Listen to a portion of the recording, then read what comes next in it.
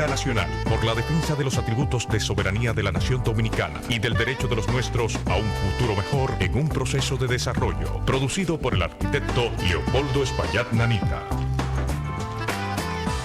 Saludos pueblo dominicano. Esta es otra edición de su programa Agenda Nacional que les llega por este multimedio de Teleradio América, Canal 45 UHF, Canal 62 de Telecable Nacional, Canal 45 de varios sistemas de cable en el área metropolitana y desde luego a través de Radio HZ, Broadcasting Nacional en sus 730 amplitud modulada. Les habla Leopoldo Espaillat Nanita y contamos como siempre con la colaboración y ayuda de nuestro amigo el licenciado Roger Orlando Piña. Buenos días, Roger. Muy buenos días, Leopoldo. ¿Cómo está todo? Vamos a ver con estos temas previos bastante abundantes que tenemos hoy. Comenzamos con lo que llamamos la difícil solidaridad con el pueblo norteamericano y nos referimos al hecho de que en la mañana de ayer intentamos llegar a la sede de la embajada con una comunicación de la Unión Nacionalista que fue aprobada en el fin de semana anterior, y las medidas de seguridad que han puesto y la falta de previsión de los encargados de relaciones públicas de esa embajada impidieron que pudiéramos entregar el documento. No había nadie en el momento que llegamos, que fue al mediodía, según nos dijeron, nos mandaron de un sitio a otro. Y finalmente nos dijeron que no había nadie en ese momento, que estaban almorzando. Bueno, lo enviaremos con un servicio de mensajería en el curso del día. Pero queríamos decirle a la embajada que era obvio que muchos ciudadanos iban a tener la intención de solidarizarse con su difícil y tan lamentable situación, sobre todo con el pueblo norteamericano, que es la esencia de nuestro mensaje. Y ellos no están facilitando eso. De hecho, la embajada de los Estados Unidos está cada vez más distante del pueblo dominicano. Hubo incluso una iniciativa de cerrar la calle Leopoldo Navarro. Y recuerdo que en esa oportunidad nosotros criticamos esa iniciativa y le dijimos, bueno, si ustedes tienen tanto temor a la posibilidad de un ataque terrorista, ustedes van a terminar mudando la sede de la embajada a la sabana de Guabatico, donde van a estar a kilómetros de distancia de todo lo que sea ser humano de la República Dominicana. La embajada de Estados Unidos no puede hacer eso. Tiene que tomar sus precauciones. De hecho, todas esas jardineras que se ven a lo largo de la calle Leopoldo Navarro, y créanme que fui vecino de la embajada, porque nosotros nos mudamos, mi familia se mudó ahí en la esquina de Leopoldo Navarro con Bolívar en el año 38. Nosotros vimos abrir la calle Leopoldo Navarro, vimos construir las instalaciones de la embajada. Recuerdo cuando mi padre, que entonces era médico militar, y mi madre eran invitados a las recepciones de la embajada los días 4 de julio. De modo que nosotros vimos nacer todo eso. Y no había restricciones. Cuando invitaban a los vecinos.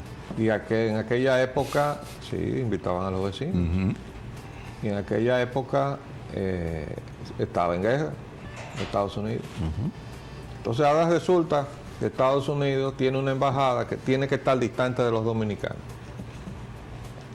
Entonces, esperamos que de alguna manera esto le llegue a los encargados de relaciones públicas. Antes yo tenía una persona muy eficiente ahí que se llama Franklin Polanco. Uno llamaba a Franklin, él allanaba cualquier cosa. Ya no está.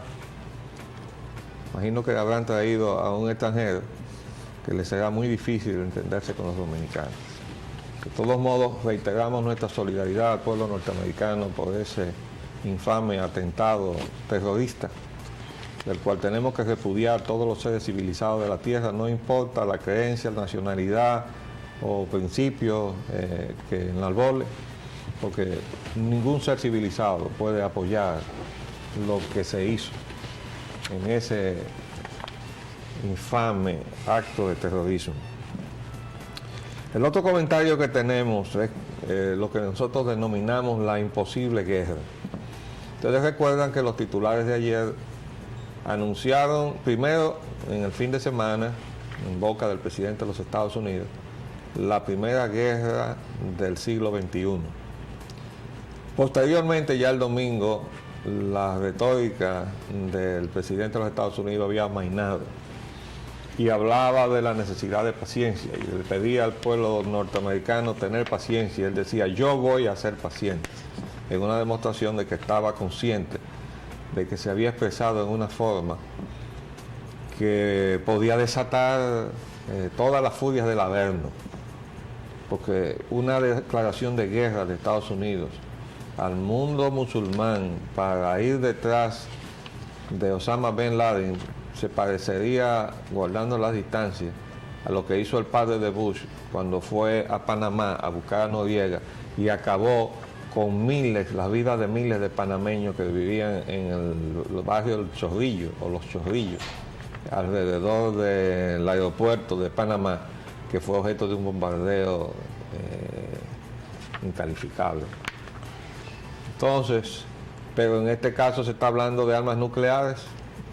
Se van a usar armas nucleares que ya usó Estados Unidos en su guerra con el Japón, en lo que se califica claramente como un genocidio. Las va a usar ahora contra el mundo musulmán para buscar aún la cabeza de una red terrorista. Ahora, fíjense cuál es la falta de lógica de todo eso. El atentado viniera desde una organización interna o viniera de una organización externa, vino desde adentro de los Estados Unidos. ¿Por qué? Porque las organizaciones terroristas que alberga la sociedad norteamericana, como la que produjo al Timothy McVeigh y la tragedia de Oklahoma City, del edificio Alfred Murrah, eso estaba organizado, una red de terrorismo organizado dentro de los Estados Unidos porque está integrada por norteamericanos.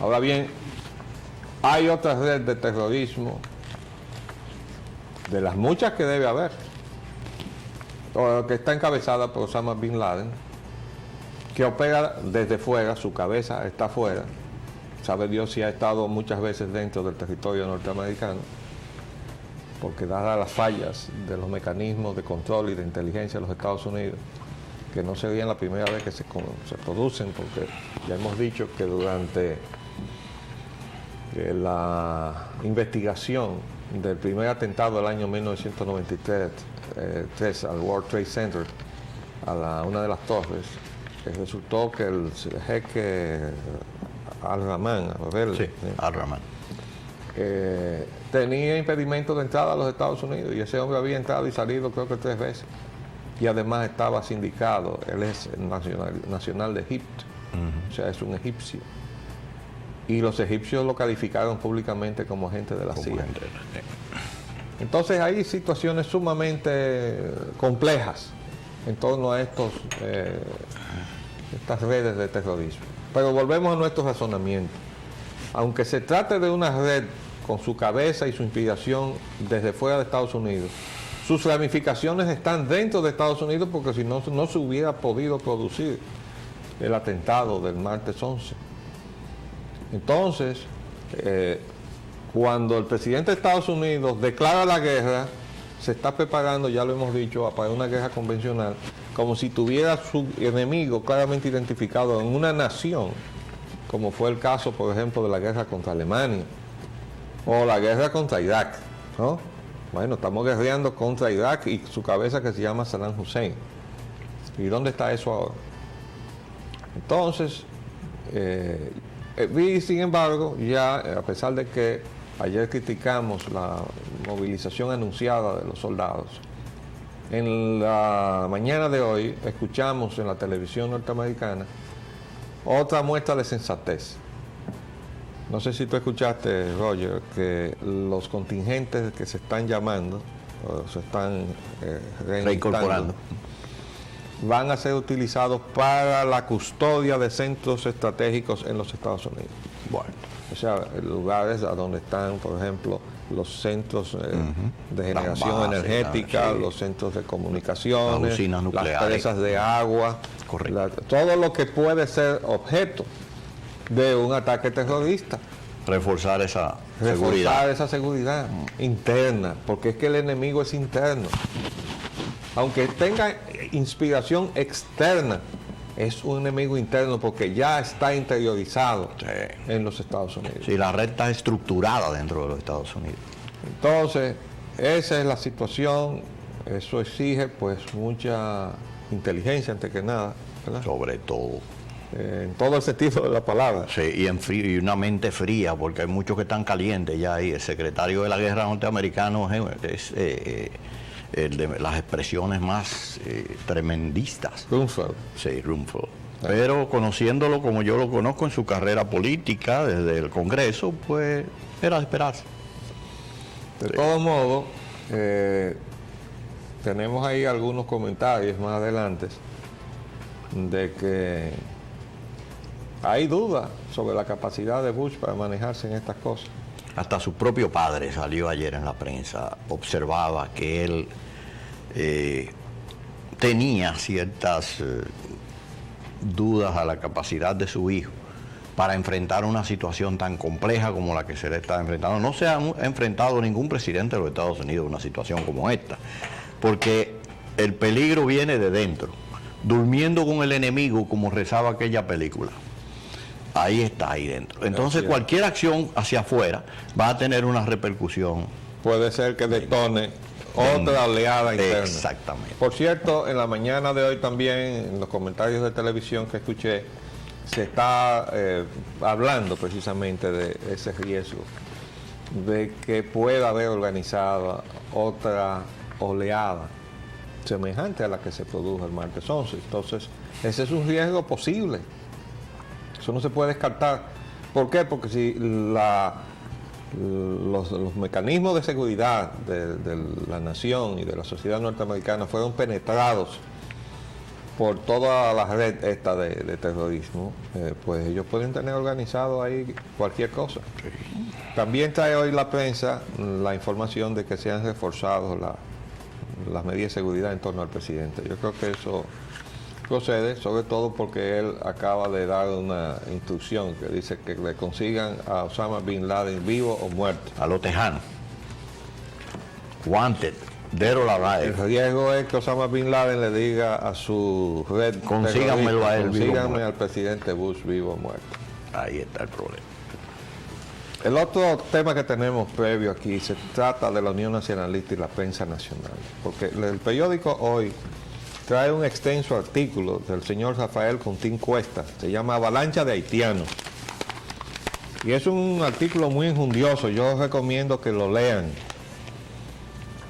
Lo único que el señor Contín Cuesta, que recoge una inquietud que está por fin, gracias a Dios, permeando en los estamentos intelectuales y en los estamentos de clase media de la República Dominicana, que es esta avalancha, esta invasión pacífica de haitianos. La única voz que se ha estado enfrentando a esa situación es Unión Nacionalista, y desde luego, me corrijo, no es la única voz, pero la voz de Unión Nacionalista nunca ha faltado.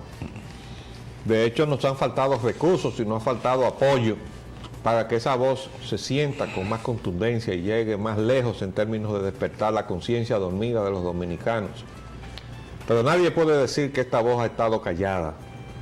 Cuando no ha estado sintiéndose a través de los medios, sea la televisión o la radio, de alguna manera hemos estado enviando a la prensa comunicados y algún tipo de escritos con relación a este problema.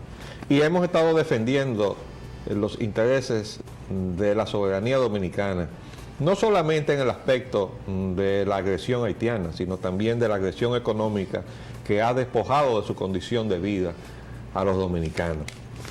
Pues bien, este injundioso artículo tiene, sin embargo, un pequeño párrafo que es incongruente con todo lo demás.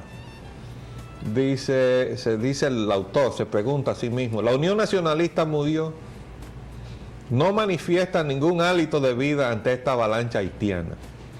Y entonces asevera, la corta vida que exhibió fue para plegarse a la campaña racista y discriminatoria contra el dirigente del PRD, doctor José Francisco Peña Gómez, en las elecciones de mayo de 1994 y 1996.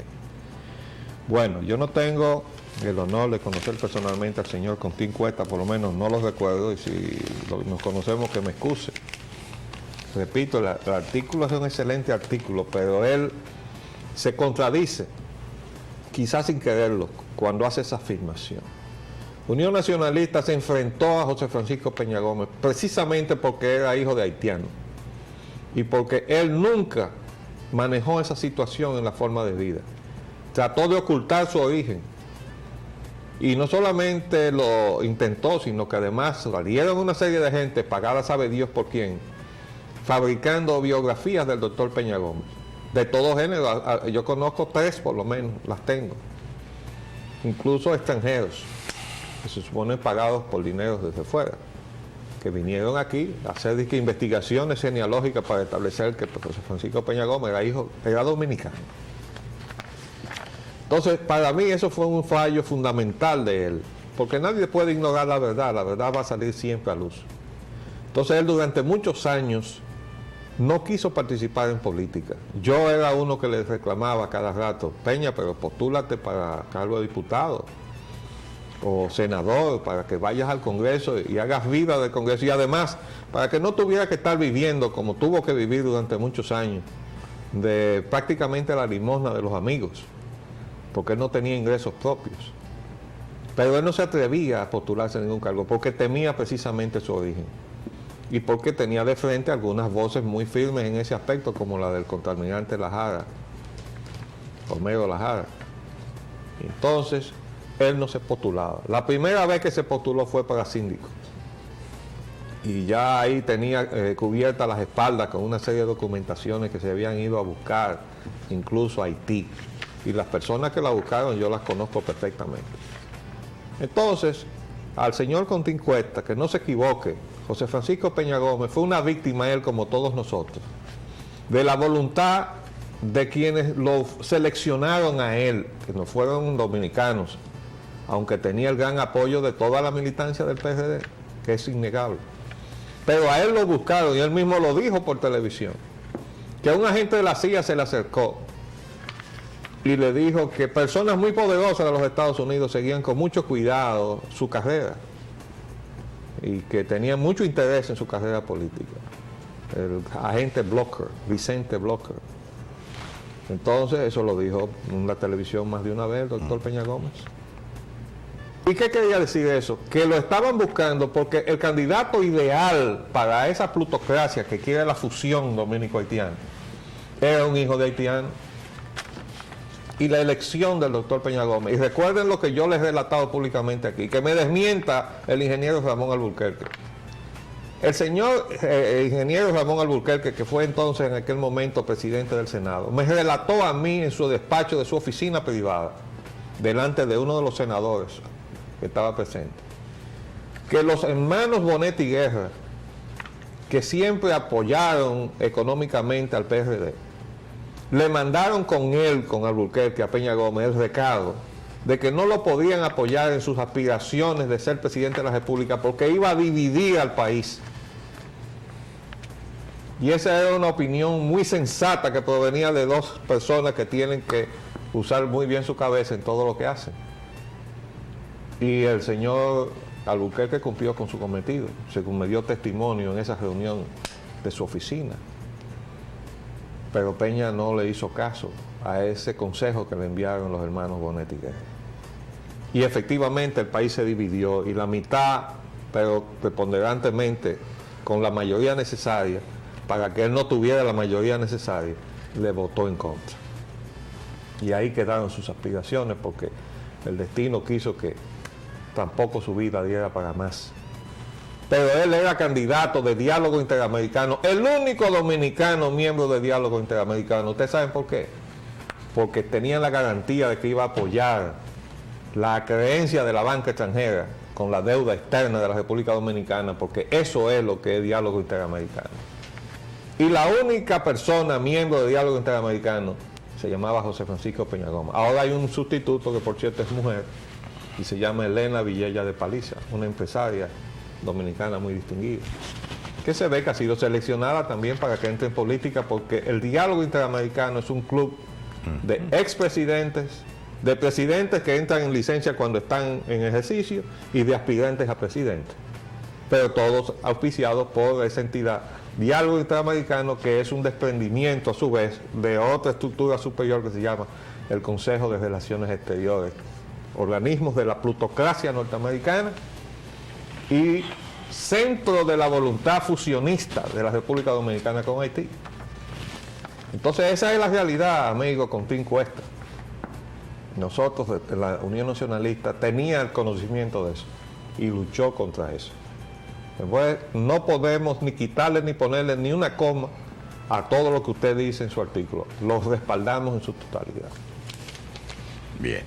Hay un tema que tú debías coger ahí con la capitalización de la CDA. Sí, aquí lo tenemos incluido en nuestra agenda de hoy. Nosotros hicimos un comentario hace cierto tiempo, creo que fue la semana pasada, cuando en la prensa nacional, en uno de los periódicos más importantes de circulación nacional, se señalaba que la CORDE o la CREP había ya asignado a Venezolana de Aviación ¿Es venezolano o aeropostal? Aeropostal, perdón. Excúsame.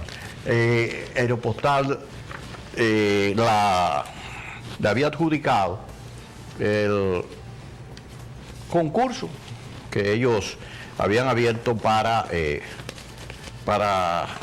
Dominicana de Aviación se constituyera en una empresa mixta, la privatización de Dominicana. Bueno, ahora se le llama concurso a cualquier cosa, por lo visto, ¿no? Bueno, parece que sí, porque ese proceso fue muy poco transparente. Sí, absolutamente. Entonces, nosotros señalamos específicamente que para comenzar, y porque era de lo que en ese momento teníamos conocimiento, era la información que aparecía en la prensa con respecto a ese proceso que acaba de comentar el arquitecto, muy poco transparente. Que los equipos no eran en lo absoluto nada adecuado. Por consiguiente, esa adjudicación estaba ya viciada de una de las partes más esenciales para que se le fuera adjudicada a esa entidad. Aeropostal es una línea venezolana pequeña que fue estatal en sus orígenes y durante mucho tiempo, y hace unos 15 o 20 años fue privatizada. Entonces, Dominicana está incurriendo en este momento, a conciencia y a sabiendas, en un paso que de todas luces, desde sus propios inicios, va a comenzar siendo perjudicial y absolutamente absurdo.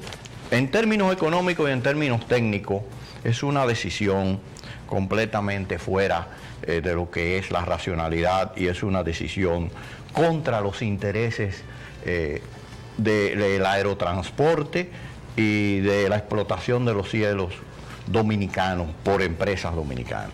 Aquí está una opinión que señala una empresa de los Estados Unidos, más bien son... probablemente es una opinión interesada. Sí, claro que lo es también. Debe haber sido alguna frustrada participante en la licitación o concurso, ¿no? E inclusive se señala aquí algunos nombres de personas, y la empresa es la US Kingsford Corporation de los Estados Unidos, que yo no conozco, no tengo por qué, pero que su opinión concuerda con nuestro juicio, porque es elemental señalar la observación que nosotros hicimos. Esos aviones no solo son pequeños en su capacidad, son muy limitados. En segundo lugar, ya son de la generación primaria de lo que fue el jet, es decir, el transporte por turbina.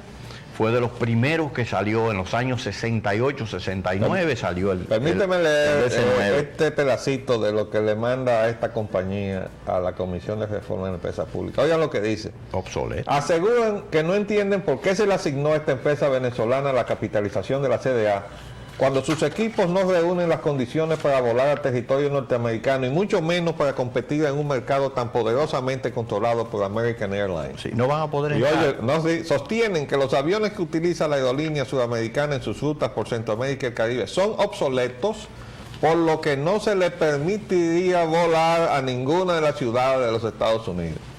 Oigan eso. Es O sea, decir que los que- equipos que tiene esta aerolínea no le van a permitir ir a los Estados Unidos. La decisión ha sido absolutamente contraproducente.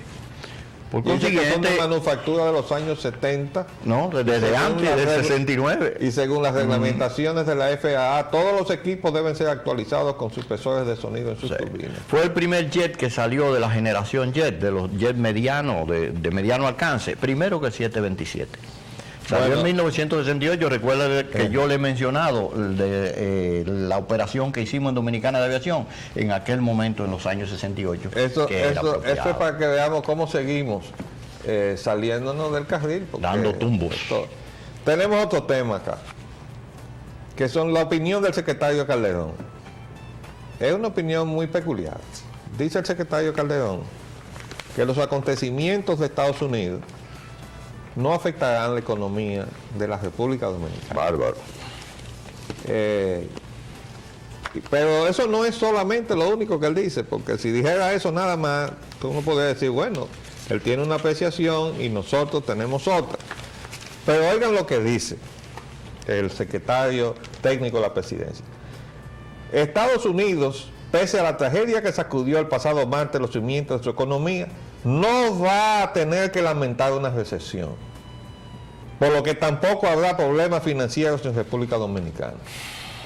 Bueno, parece que el secretario Calderón estaba de viaje, ¿A dónde? ¿A la luna? no sé, Bueno. porque en cualquier otro punto del planeta que tuviera tenía que haberse enterado que antes de los hechos del martes 11 de septiembre, la economía de Estados Unidos estaba metida en una En recesión. una recesión, un Y proceso que mucho recesivo. antes entonces del martes 11 de septiembre ya había comenzado a sentirse en la República Dominicana en términos de disminución de las órdenes a las zonas francas, economía de servicios que, como ustedes saben, hemos criticado muchas veces, no por el carácter de ese modelo, sino porque vino a suplantar la economía nacional. Es decir, una cosa es que se hubiera hecho uso de la economía de servicios como un complemento, si se quiere, hasta limitado para la generación de empleos, porque generan empleos subvaluados.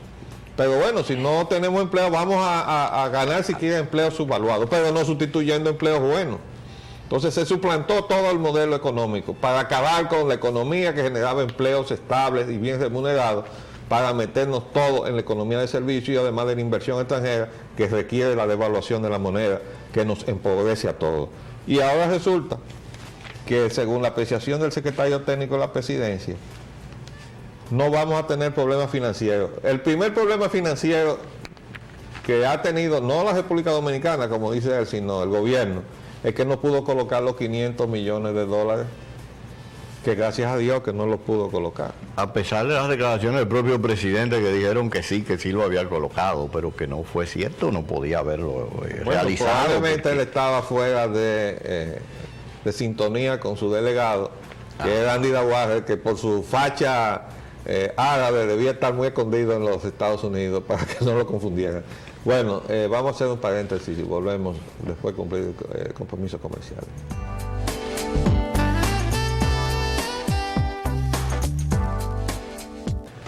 Continuemos entonces, arquitecto, Bueno, con el desarrollo del tema. sí, yo creo que debemos completar las referencias Sí, del de señor la secretario intervención del técnico. secretario técnico de la presidencia, porque son sumamente peculiares y explican el por qué muchas veces las medidas del gobierno lucen desajustadas con la realidad.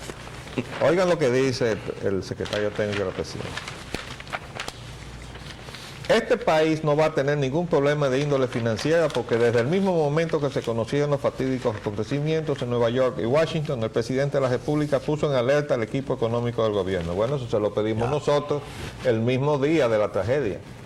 Le dijimos, presidente, manda a reforzar la frontera y convoque a su gabinete para que se prepare para los dos escenarios posibles de una profundización de esta crisis que se acaba de evidenciar. Una es que los efectos hayan salido, es decir, que los autores hayan salido desde adentro de los Estados Unidos, porque eso va a tener efectos muy distintos. Así los autores salieron o vinieron de fuera. Ya hemos explicado que de todos modos, desde el punto de vista de seguridad, ambas cosas son lo mismo, porque los que estaban como enemigos de afuera estaban penetrados ya en los Estados Unidos.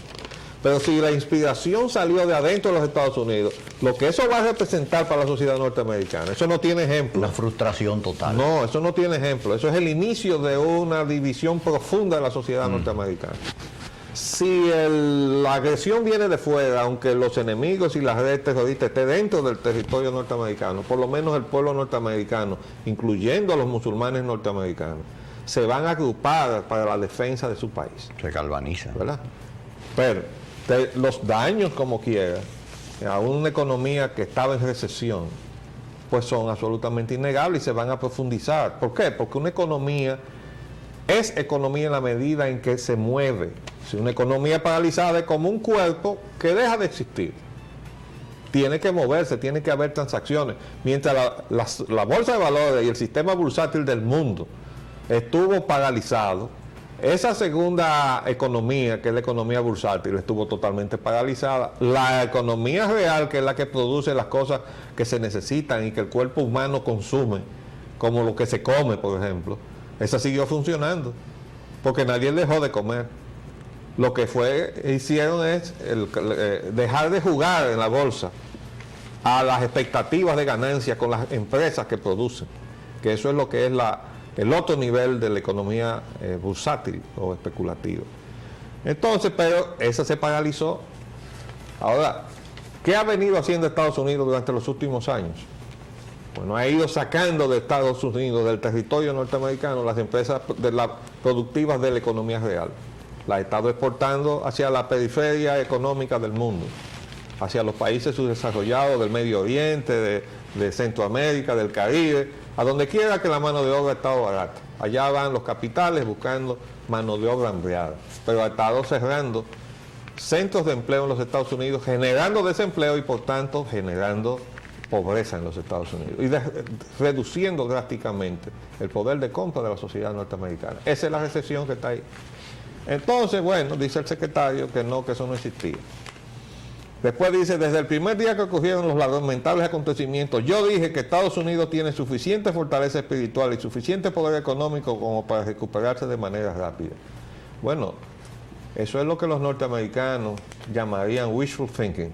Es decir, ver como realidad lo que uno no es más que un deseo. Ese es el buen deseo que todos tenemos de que la economía de Estados Unidos se recupere y sobre todo que se reorganice en una forma más armónica con el interés de todos, porque nosotros no vamos a dejar de censurar lo que antes existía. Esa economía globalizadora terminó haciéndole daño a los propios Estados Unidos.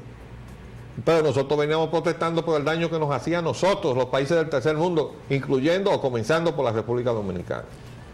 Siempre hemos estado en contra de eso y por eso hemos estado criticando lo que este gobierno de nuestro amigo el presidente Hipólito Mejía está haciendo, porque es siguiendo más de lo mismo del gobierno pasado de Leonel Fernández, que se convirtió en instrumento de esa política globalizadora neoliberal, destruyendo el aparato productivo nacional.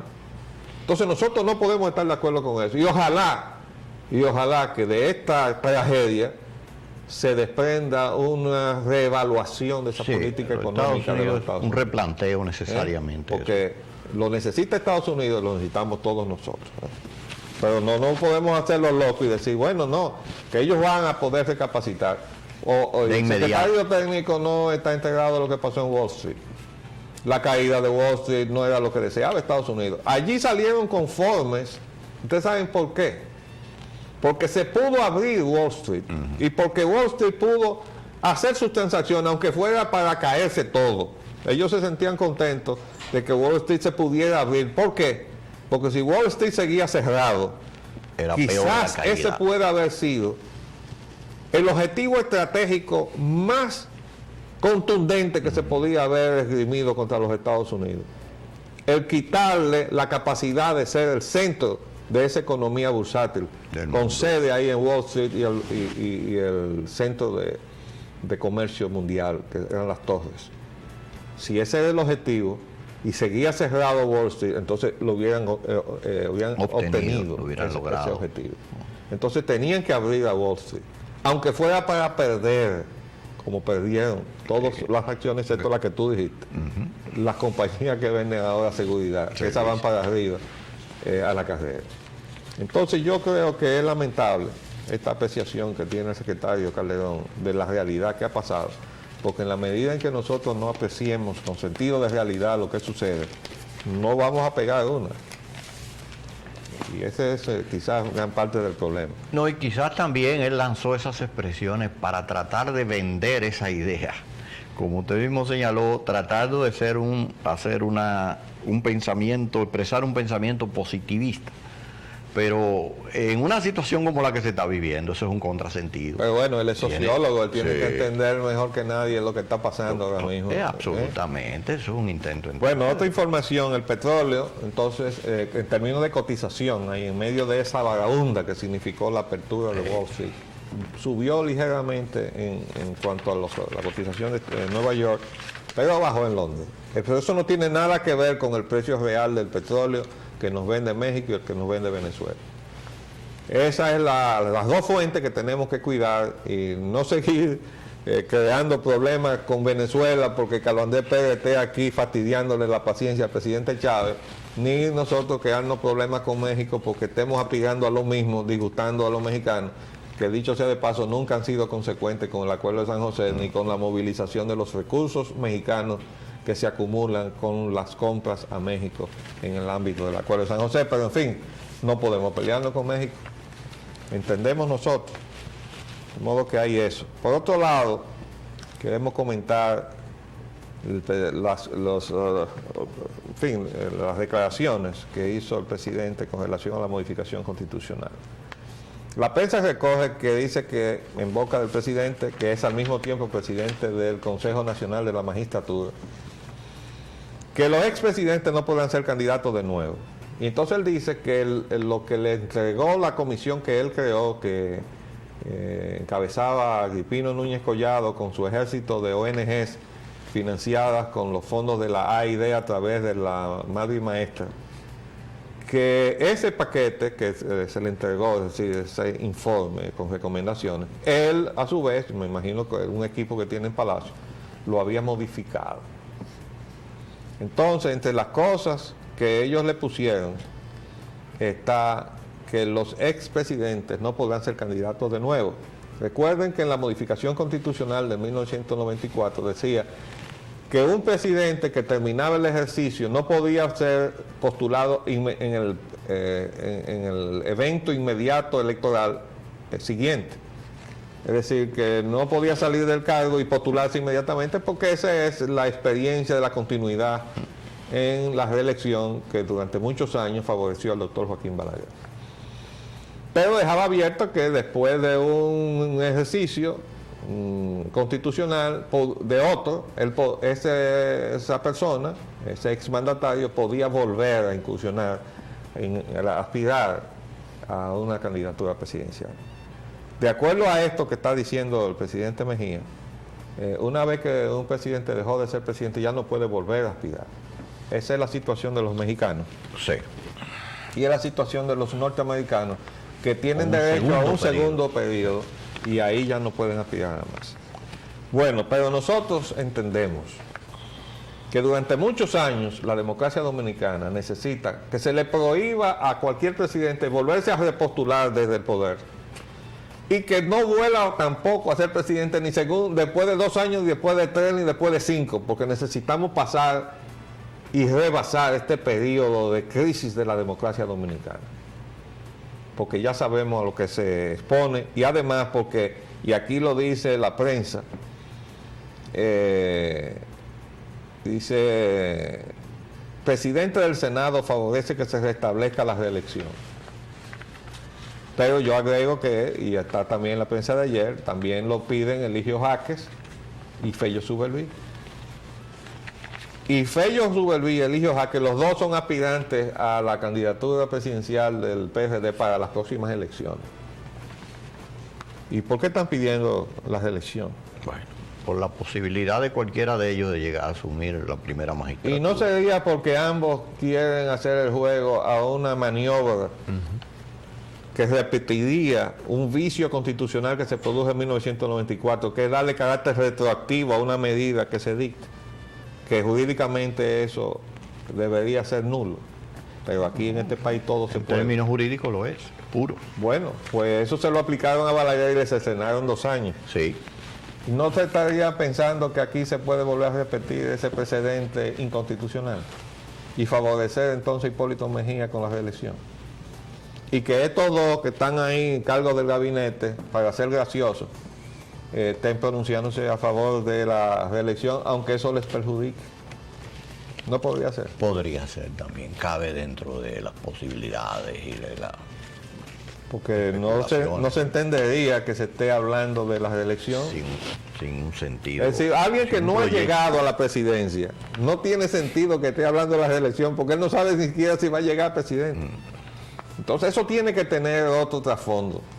Y nosotros queremos advertirle a nuestro amigo, el presidente Además, Hipólito Mejía, yo observo. que ese es un camino sumamente peligroso. ¿Y por qué introducir este nuevo elemento en el debate de la revisión constitucional cuando desde el principio lo que se buscaba era que se revisara un solo aspecto de la Constitución, que es precisamente establecer la asamblea revisora, para que la asamblea revisora se encargara de hacer las revisiones que...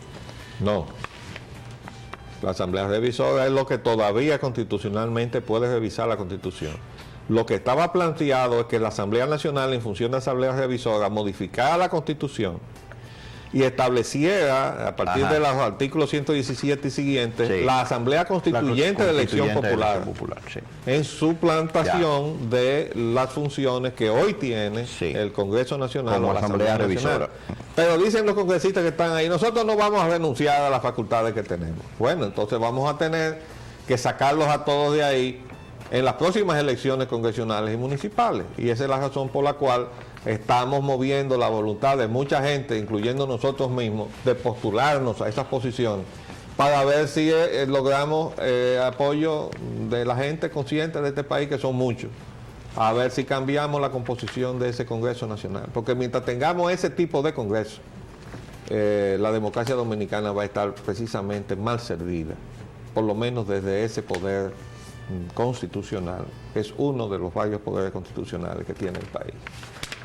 De todos modos, nos preocupa grandemente la situación del tema, porque eso quiere decir que cada quien está moviendo su propio proyecto. Los que están en el Congreso tienen sus propios intereses, quieren 2 años más, y hay otra gente que está en otra cosa.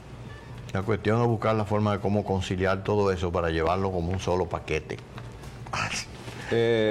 a la revisión constitucional. Mañana vamos a comentar las expresiones del presidente Mejía. El presidente fue bastante Hay mucha ácido con la llamada sociedad civil, que sabemos que es una cosa que se ha montado, ¿no?, para llamarle de alguna manera a esa multiplicidad de ONGs, que son organizaciones no gubernamentales, que son todas financiadas, las de nuevo cuño me refiero, con dinero que viene del exterior, generalmente de gobiernos extranjeros y entidades extranjeras. Y entonces aquí hablan como si estuvieran hablando a nombre de los dominicanos, cuando no son más que portavoces de los intereses extranjeros en la República Dominicana. Y entonces, bueno, pero el presidente fue muy ácido con ellas. Sí, fue contundente.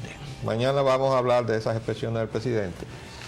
Y algunas cosas que nos dijo a nosotros también, ¿no?, tengo entendido. Nos tocó. Yo no escuché Los su patriotas. intervención, pero él incide o reincide en calificar peyorativamente las actuaciones críticas que en muy buena fe nosotros hacemos lo que entendemos que va mal enrumbado, y el presidente no nos lo agradece, ¿no?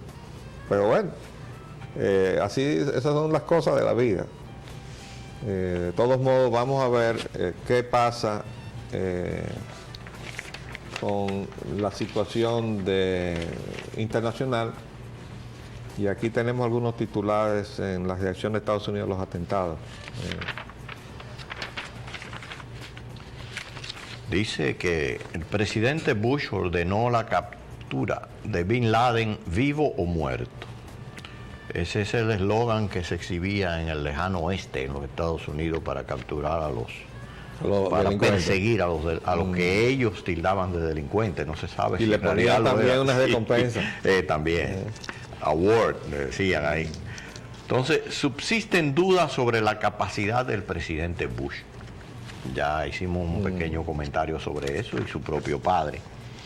Dice, extreman medidas de seguridad al presidente. Usted observó que también era adecuado en un momento como el que se está viviendo. En que él está ordenando capturar al otro. Él está ordenando esa medida contra el otro. Estrechan más el cerco alrededor de los talibanes. Esto en términos de gestiones de política internacional, porque todavía en lo que es la iniciativa militar no se ha producido ninguna acción. Pero al mismo tiempo que se está comprometiendo a algunos países a estrechar el cerco, como es Pakistán propiamente dicho. Se le ha asignado un rol a Pakistán de ser una responsabilidad, pero muy pesada, porque a lo interno en el propio Pakistán se está suscitando una reacción tremenda contra el gobierno de Pakistán porque hay mucho apoyo a los talibanes. Exacto. Bueno, de hecho es una nación musulmana, para empezar. Entonces el vínculo viene por la cuestión religiosa y también hasta étnica, ¿no? Pues ahí vamos a ir creando toda esta situación y se va a desestabilizar y a levantar todo el Asia Menor y toda esa región de por ahí. Sigue leyendo porque hay un titular ahí que es muy significativo. Dice, religiosos decidirán hoy futuro de Bin Laden. Es decir, los clérigos de la musulmana. Guerra empezaría sin grandes ataques. Eso es en cuanto a lo que dice Washington. Sí.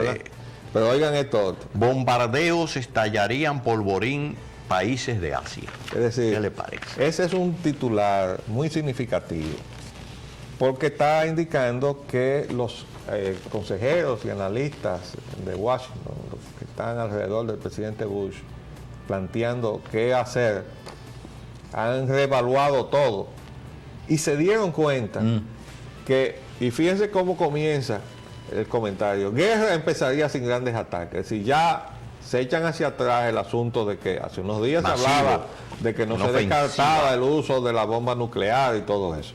Entonces ahora ya comienzan diciendo que no se puede pensar en bombardeos, ¿verdad?